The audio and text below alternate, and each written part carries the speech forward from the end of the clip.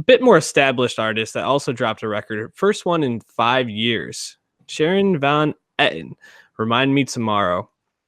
This wasn't an artist I was super familiar with until recently when I started kind of looking into what was coming out in 2019.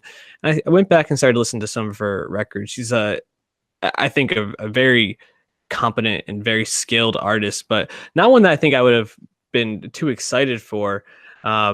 Where did you stand on Sharon Van Etten before Remind Me Tomorrow dropped this past Friday?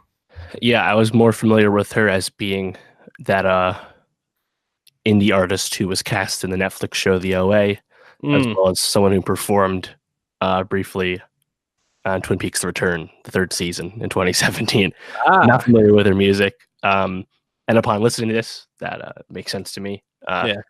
Her vocals are a little too mellow for my taste, but Hmm. I can see the appeal for most people. She's 38 years old. She's been around the block. She's quite established in Hmm. that indie scene, and I think I did see the appeal here, and I did think there were some good songs for sure on this one. What song stood out to you?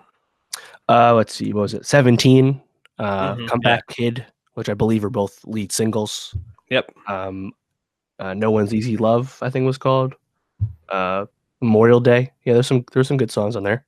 Yeah, I think that basically there's like a run in the middle of this album from No One's Easy to Love through Malibu, which is, I mean, that's the majority of the album right there. There's, I think, only like 10 or 11 tracks, and that's seven of them.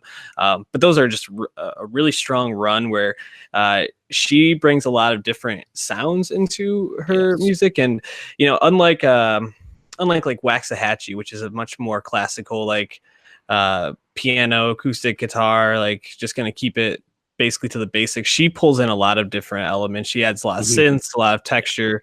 Um, Really no yeah, guitars to speak of. right. And when the guitars do come in, they're very intentional to like the chorus or crescendos. I think that she made a really great album. Remind Me Tomorrow is, I think, excellent. I just don't know if the music on here are things that I'm gonna be coming back to frequently. I just think that, like you said, it's very mellow. It's not super triumphant at parts.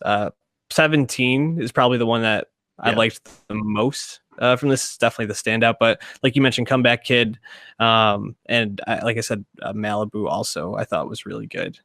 Sharon Van Etten, and someone I think I'm glad that we listened to, because if somebody I wouldn't have been familiar with, I'm probably going to venture back into our other projects and see if there's anything else there I like.